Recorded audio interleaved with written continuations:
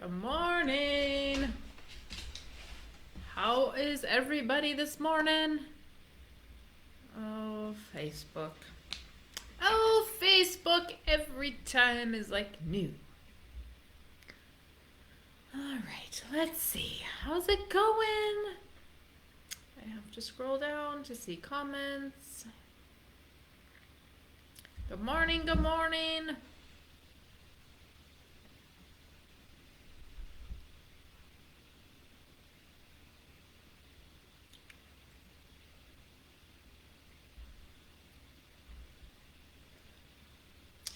Good morning. I'm late today.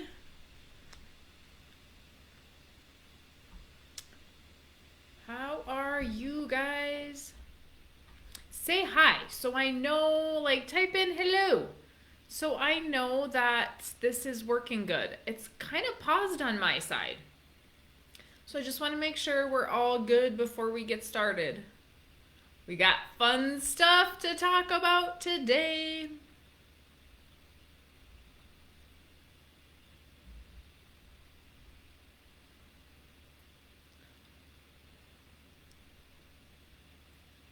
Nobody? Nobody is gonna say hi? Come on, you guys. Please. Please say hi so I know it's working. That is so weird. I am delayed. And that's super annoying when you listen to somebody's Facebook Live and they are delayed. And I'm having hair issues. That is super annoying. And so I don't want to be annoying. So let me know. Let me know.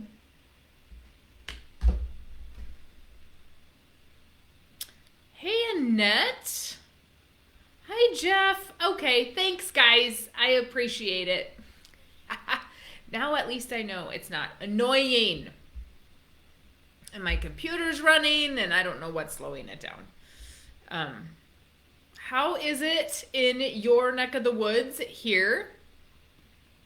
It's going to be 75 today. Nice change from 100. I tell ya. Okay, I am going to get started, even though there are not a lot of people that are on at the moment, but I still want to get started and be considerate of everybody's time. So if you don't know me, once again, Annette and Jeff know who I am, but if you don't know me, I am the author of the book Farming Without the Bank and, Farming Without the Bank and Life Without the Bank. And so I am just teaching the infinite banking concept to farmers and business owners so that they can get away from the banking system. So today we are, hold on. Today we are going to talk about clients that I have visited with over the week, and I'm excited because I had some fun this week again. I always have fun. It doesn't matter who I talk to, I enjoy it. But we really, and I said it in the comments, and it's true, I talked to somebody that is farming on 2.5 acres in Chicago, and I talked to somebody that's farming 9,000 acres. So it absolutely does not matter your size of operation. What matters is it's everybody's operation. Their money is relative to the size of their operation. It's relative to where they live, what they're doing, how they're starting, how long they've been in it, all that good stuff. So most people will say, we need to, I'm not big enough. Big enough for what? I mean, is this who's in competition here? And so we really it's fun. It's fun to hear all the different sizes. Okay. So the first one is my 2.5 acre people that I talked to, and they were referred by another client, which was awesome. It's exciting to visit with these people in Chicago that are doing the urban farming and just kind of get a taste of what they're doing and how they're doing it and how it all works, because guess what? I know traditional, right? I know large acreage because that's what I came from. That's basically what's done here in North Dakota. You know, me personally, we have 160 acres, and that's a drop in the bucket. We're tiny little people here, but other places that's huge. So, all relative to where you're at.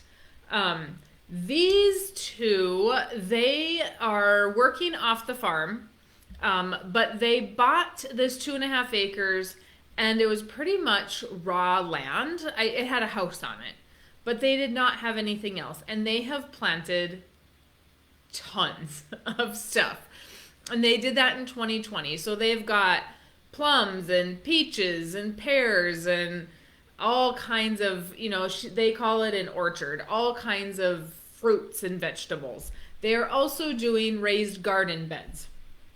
And he is going to be building tiny homes, which is even more exciting because they also are just starting their event venue. So everything will be in the orchard, wedding, like small, she called them micro weddings, you know, just small, really small type events on their acreage. They do have an opportunity to buy some land across the road, and they were wondering how they could do that.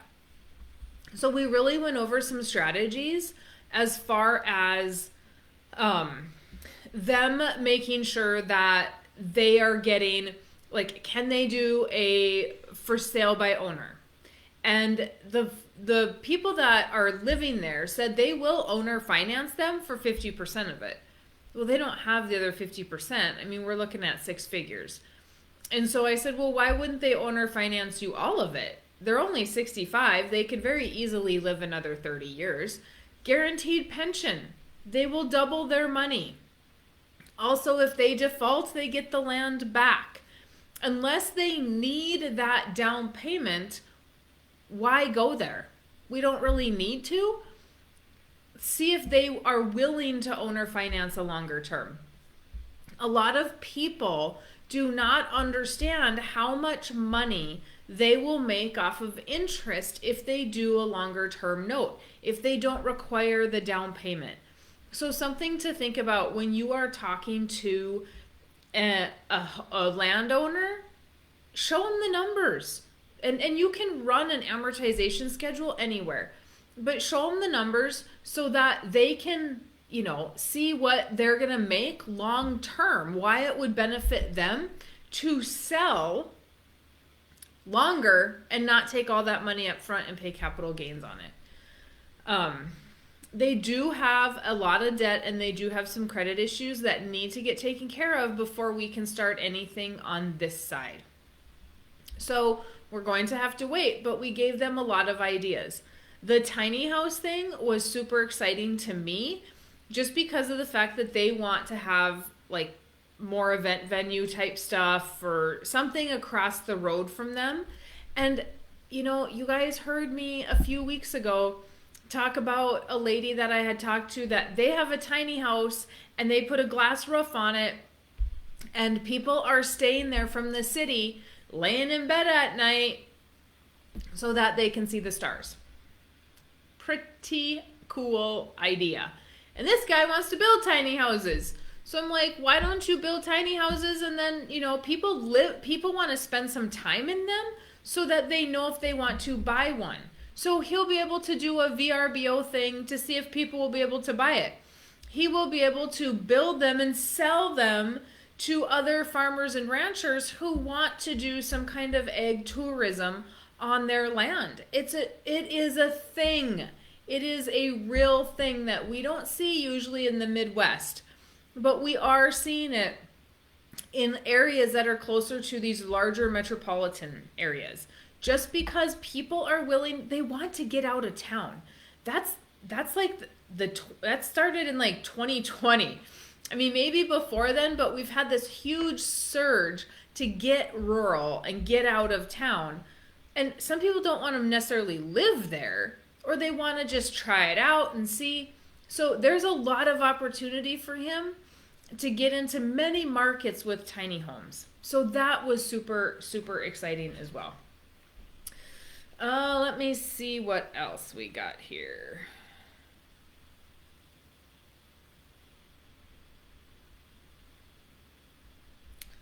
One sec. And then we go from 2.5 acres to 9,000 acres, and this guy is farming with his dad, and he knows the estate plan. Mom and dad have created an estate plan. So he said there's a 2-inch thick binder, and that has all of their estate plan laid out on it.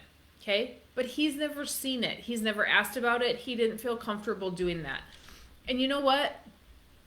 We need to know, because we've got siblings. We need to know, do we need to be buying insurance on dad?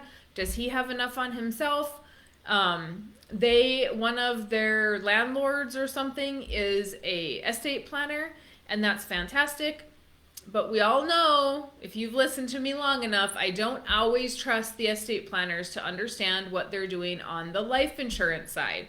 Because most estate planners will either eliminate it or suggest the wrong type of life insurance for that estate plan, which means it's not going to be any good by the time somebody passes away anyway.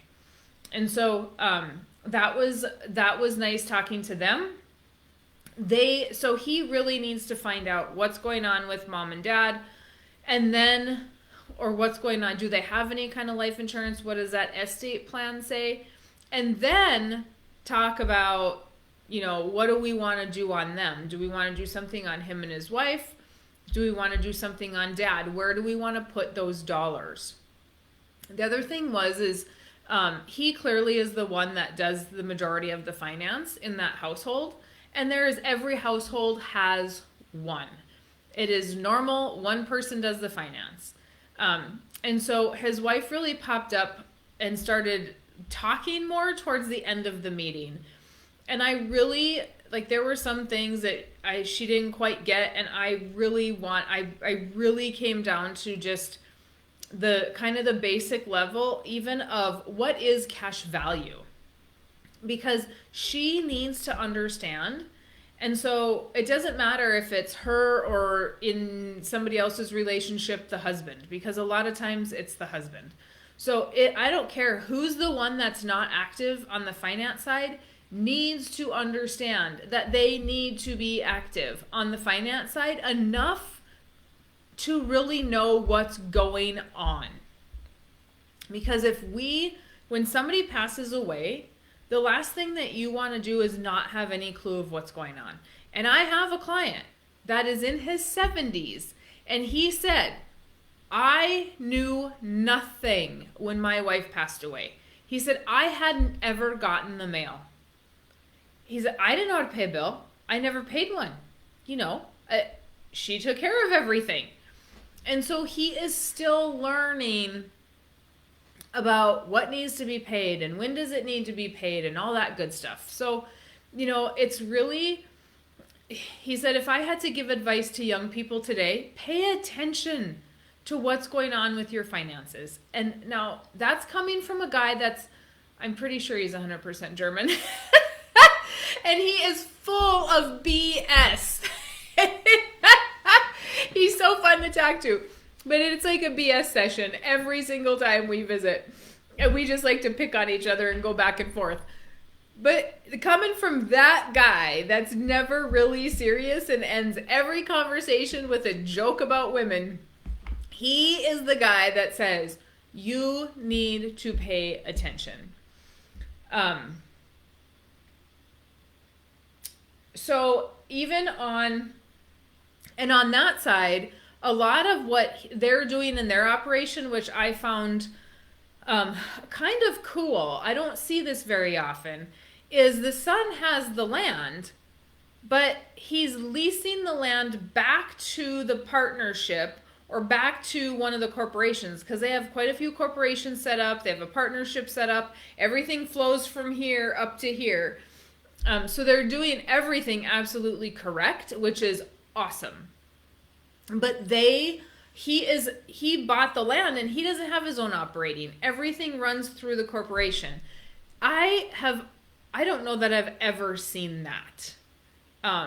Maybe I shouldn't say ever. I've probably seen it a couple of times, not often. And I really like that strategy, because why should he have his own operating over here? Just buy the land, lease it back to the farm, and have the farm pay for it. That brings me back to the people on 2.5 acres that are working off the farm. So very much like our 9,000 acre farmer, he has corporations and then they flow up to a partnership, right? It's the same thing if you have 2.5 acres. I said, make sure your entities are separate, that you know what enterprise, that's what Ranching for Profit calls it, you know what enterprise is making money. Is it the wine that you're going to be selling? Is it the wedding venue? Is it the grapes? Is it the apples? Like, is it the raised garden beds? Is it the tiny homes? All those things, especially the tiny homes, and they want to do some private label wine. So if we're going to do wine and we're going to do tiny homes, keep the farm side of it or garden side of it, whatever you want to call it, keep that separate, and then make sure you break your sales out in between.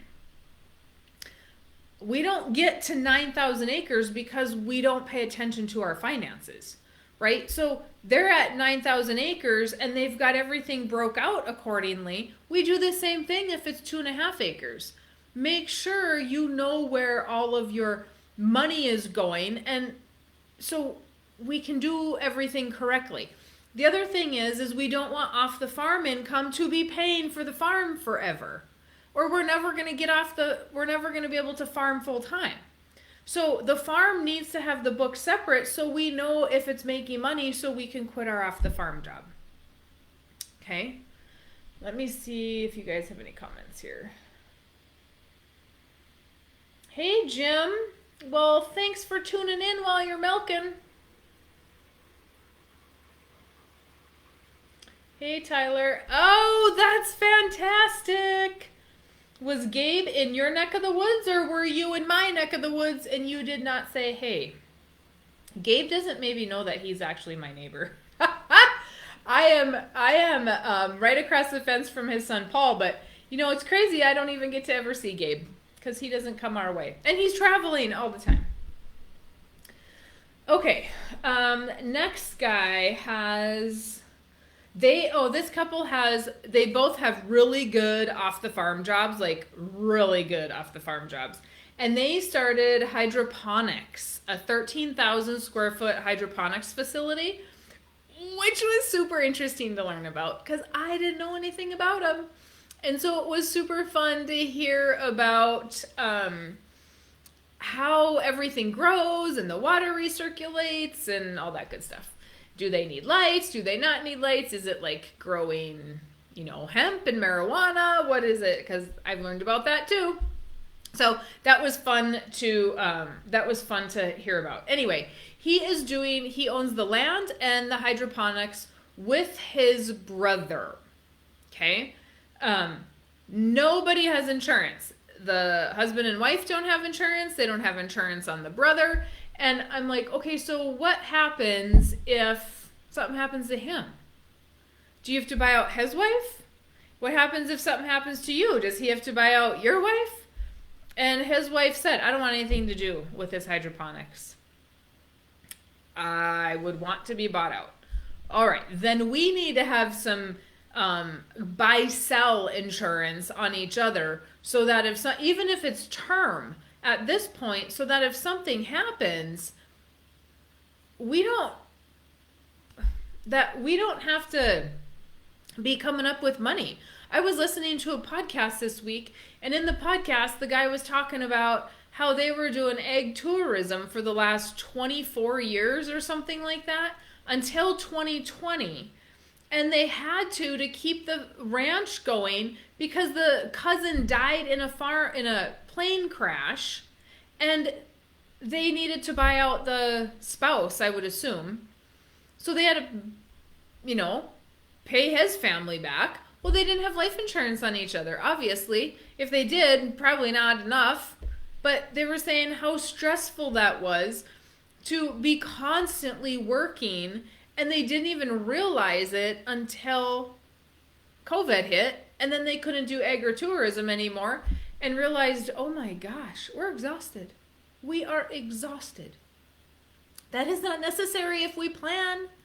So this is the same situation. If his wife is going to want to be bought out from the brother, we need to have insurance on each other. The other thing that they're doing is they are sticking 23% of their income into their 401ks. If you've read either one of my books, you know I don't like 401ks.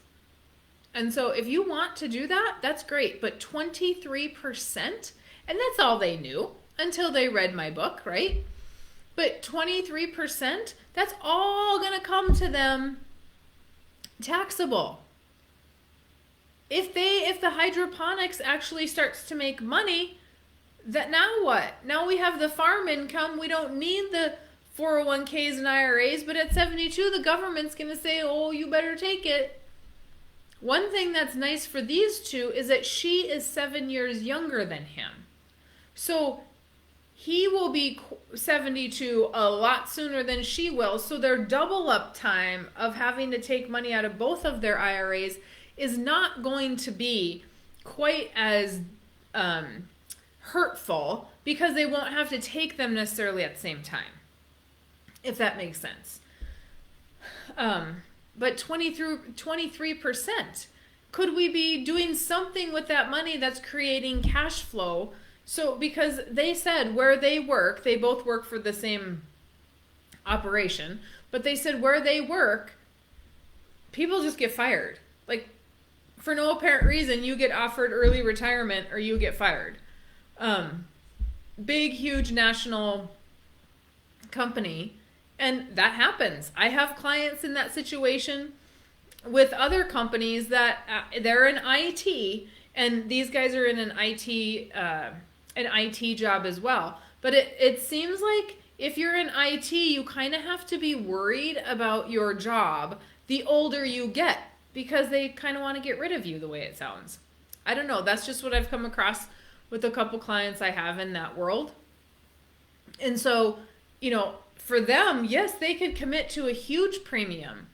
But knowing that they're getting up there in age and knowing who they work for, we really need to make sure, is that premium gonna, even the minimum premium, because there's flexibility in the premium. You can have a minimum to a maximum.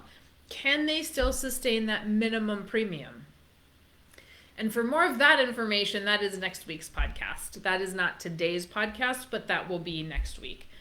Explaining that we have a range of what we need to pay when I set up a policy. So those were kind of the new people I talked to this week.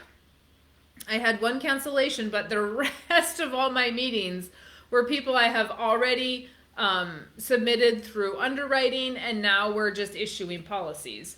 So I did have a call with a client who said, I think what would it cost me to convert my term insurance to whole life? So for those of you that I've probably not talked to, I do still do a lot of term insurance because we have to make things affordable. But if I do term insurance, it will be convertible term, which means we can convert it to whole life during a certain period of time in that term. So for example, you have a 10-year term, you have 10 years to convert it. So the idea is we're going to start today because we need coverage, because most people don't have coverage like the people I just talked about. So we have to start today because we don't have coverage, but we are guaranteeing our insurability so that we can convert it to whole life later. And so visiting with him, though, I hadn't talked to him in a while. And so it was interesting to hear. I said, how are things going? And he said, well, I really had to downsize. I think he had like 350 head of cattle, and he's down to about 130 or 150 or something. he sold a few hundred head. And he had to because of the bank he was at. And so the new banker said to him, you know they were setting you up to fail. Now, it is not often that I'm going to beat up on a bank. If you guys have listened to me long enough, you know that I am probably harder on accountants than I am bankers.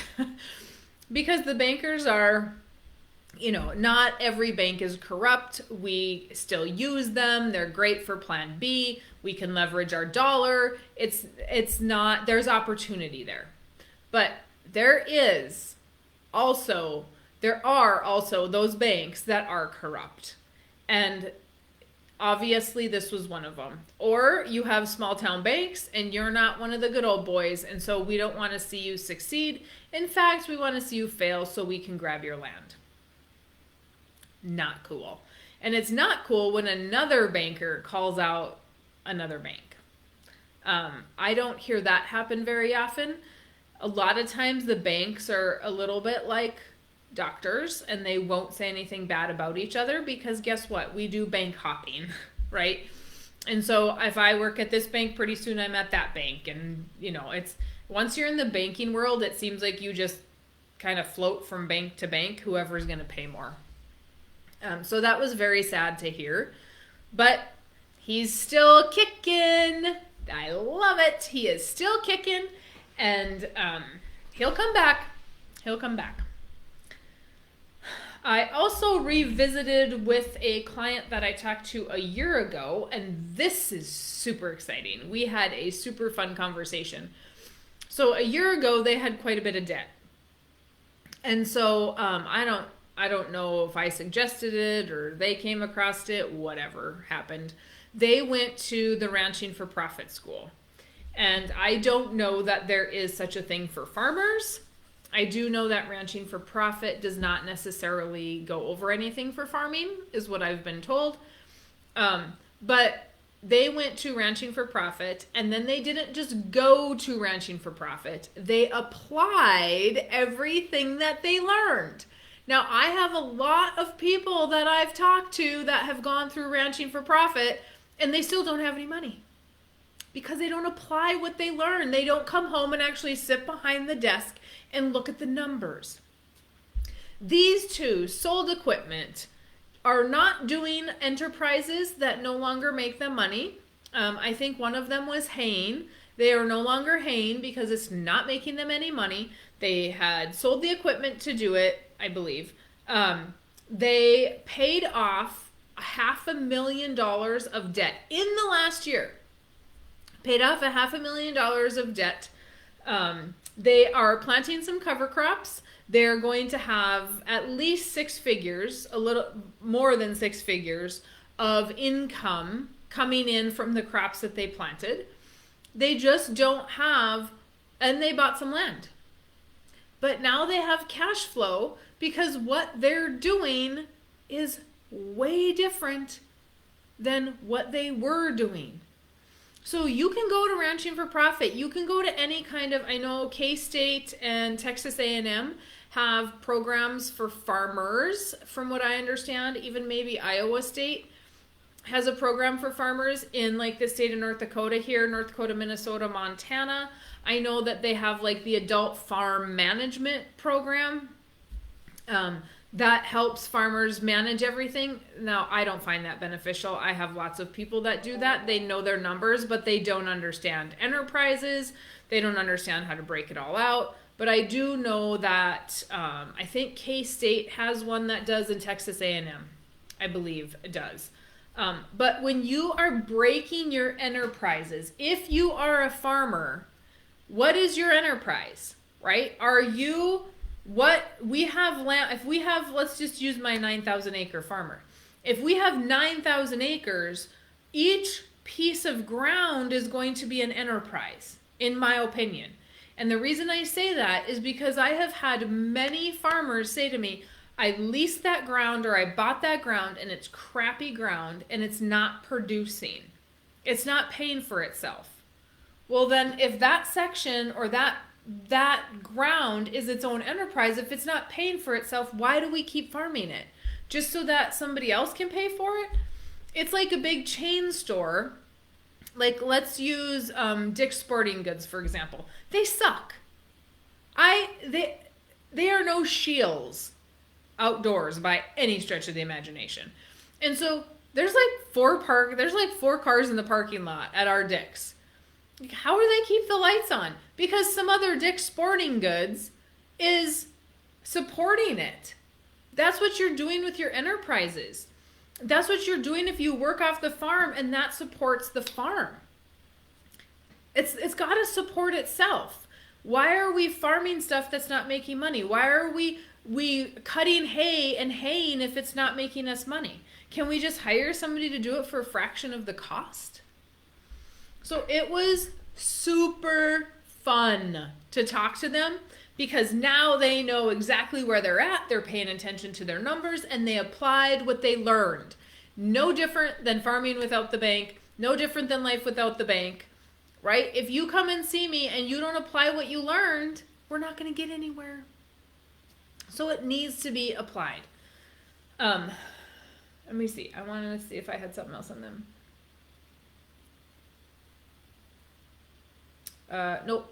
That's all that I had on them. There are different teachers within Ranching for Profit. I only really know Alan Crockett, and he is amazing. I love him, and that is who their teacher was as well. And so I'm just going to put a little, my little plug in there for Alan. If you can go to a class with Alan, everybody says he comes in and he's like, and then he's their best friend by the time they leave. So don't let Alan intimidate you. He's an amazing man. And here's the other thing with Alan, is he is a big thinker. And so he loves to like run those strategies and learn, and it's so refreshing to see. And I don't know the other teachers. I don't know Dave, or Dallas Mount is now the owner. I don't know him very well, but I've never talked to him to get any idea of what kind of person he is. But if you're going to learn something, apply it, and make sure your enterprises are making money. I also talked to another guy who he's like, I was really excited about this. I was more excited about this when I knew I could, or when I thought I could insure Dad. It's not that Dad is uninsurable, but Dad wouldn't answer any questions on the application. And so we called him because the son wanted to get a policy on him. Well, if you want to get a policy on somebody, they have to give us their net worth, their gross income, their social security number, their date of birth. Like, it's an application for life insurance. And so we need these things. And he wouldn't answer any of the questions. So if he's not going to answer any of the questions, the kid is back to putting money on himself. Which is not the end of the world either. No, we're not buying necessarily a discounted dollar. However, he didn't want to do as much on himself as he would have done on Dad. Now, if we go back to the infinite banking concept, why not? If you're going to be honest, and if you would have put $20,000 on Dad, why not do the same $20,000 on you? Right? At the end of the day, there are times when I ran the numbers, the cash value on his policy would actually have been more than Dad's death benefit. Now so at the end of the day, we still have money to go to if we need to buy somebody out. We have to pay it back. It's not necessarily a discounted dollar, but so it's not exactly the same. But if we're looking at building enough money to protect ourselves when Mom and Dad pass, we can still do it in our own policy. We should just put the same amount of money in. And so he wants to start smaller, which is fine. I don't care. It doesn't matter to me. But our thought process, that is the biggest part of the infinite banking concept, is, are we thinking correctly about our money? Which brings me to another client that I talked to this week. And he said, Mary Jo, should we be paying back our loans differently? And where do we put extra interest and all this stuff? And I said, I see you're not paying your premium in full. Meaning there's a minimum, right? And there's a maximum. He wasn't paying the maximum. They were paying somewhere in between. And I said, so I said, you're not paying your premium in full. Nope. And then he goes on to tell me that they did like $20,000 worth of improvements to the house and they used cash. I said, so why didn't that go into the policy first? I mean, with this company that they're with, within 30 days, they have access to the money. So why didn't that go into the policy first? Oh, I don't know. That's a good question, he said. And then he said, well, we want to pay our loan back. And so we just made a big loan repayment. And then we got whatever money they got for COVID, they put that in loan repayment. I said, why are you paying loans back instead of paying premium in? Well, we didn't know. Okay. So now we know. I would prefer in most circumstances, not every, in most circumstances, I suggest you are going to want to pay premium first and then pay the loan back. So for example, if they would have put $20,000 into the policy, that would be earning them compound interest for the rest of their life. Compound interest and dividends for the rest of their life. Well, if they use it as a loan repayment, if we borrowed 20 and we put 20 back, all we have is 20. If we've borrowed 20 and we put in 20 as premium, now we have 40 earning compound interest and dividends. And if it's improvements on the house, we can pay that back over 20 years if we want. Right? Because they used it for a deck, I believe. And so that deck should last 15, 20 years. So pay it back over 15 or 20 years. But paying premium is what's going to make us more money, not taking loans. And that is a huge misconception in the IBC world. Everybody thinks I'm going to make money taking loans. You only make money taking a loan when you pay more interest back than what the insurance company is charging you. And that is because that interest goes back into the policy as a premium payment to increase cash value. So what makes us money? Paying premium. So if you're a client listening to this and we've not talked and you're doing some of this stuff, you guys, call me, talk to me. Okay, that's what I'm here for. I had another person that we were going to issue insurance on, and they were postponed, not denied insurance, but postponed by the insurance company because we have high PSA levels. So for those of you that don't know what a PSA level is it's a prostate something or another, something men, I don't know what it stands for, but it's a prostate level indicator. And you're not supposed to have more than 4. Now, this is very, very common to find, that either somebody knew that they had a high PSA, like this individual knew that he had high PSAs years ago, and the doctor's like, don't worry about it. No big deal. Well, they keep creeping up a little bit, or we do the test and the blood work and the PSAs come back high. And yes, it's alarming to an insurance company because that could be a sign of prostate cancer. And so they want, if you don't go to the doctor, all of a sudden we do blood work and you have high PSAs. So he's just got to get those PSAs down, and then we can reapply and make sure that the doctor's note says that he's okay. He could probably have a biopsy, make sure there's no cancer, and it's all okay. Most people are not going to do a biopsy. There's a lot of natural things that can be done to bring those down. And so that's kind of where he's going to be at. But if you are concerned about, am I insurable? I don't know. That's why we make everybody go through the application process to make sure first. Talked to another guy who he's gonna start what he called small. So I think his premium is gonna be like 12 grand a year or something. And he's like, well, that's so small. Like, I need 3 million in operating, because he too is a big farmer. And he's like, I need 3 million in operating. That's like a drop in the bucket. I'm like, yeah, it is. It's like saying, hey, I need, $100 and here's a penny. You're well on your way. Here's your penny. And so it's all relative to the size of our operation, right? Start at 12, even though you need 3 million. Get started at that level, and then we can start to add 100,000 a premium if we need to. But we need to get started. We need to understand how it works, all that good stuff. So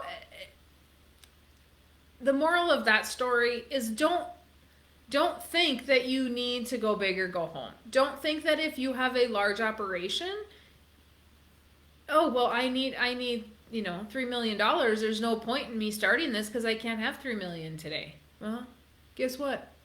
You didn't need $3 million when you started either, right? You probably needed $500,000. So get started.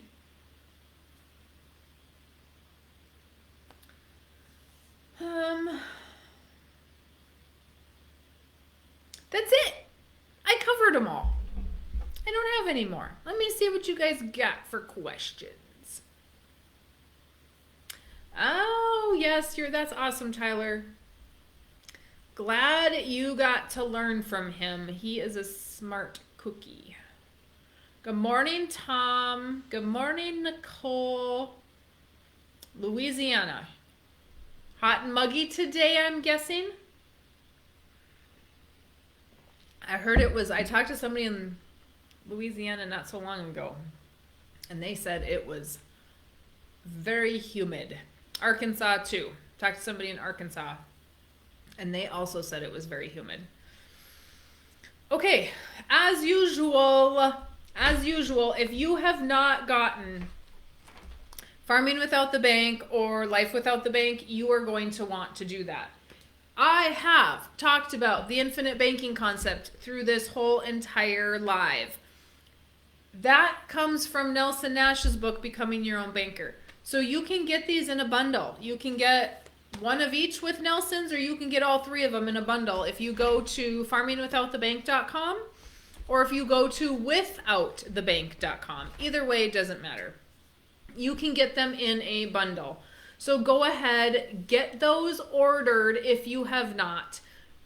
And you can get them on audio as well. These two you can get on audio on my website. Nelson's, you have to go to his website to get it on audio. But if you listen to it, schedule your appointment, and then let's talk about what that looks like for you. Clearly, by today's examples, it doesn't matter where you're at. It doesn't matter if you're an employee, if you have 2.5 acres, if you have 9,000 acres.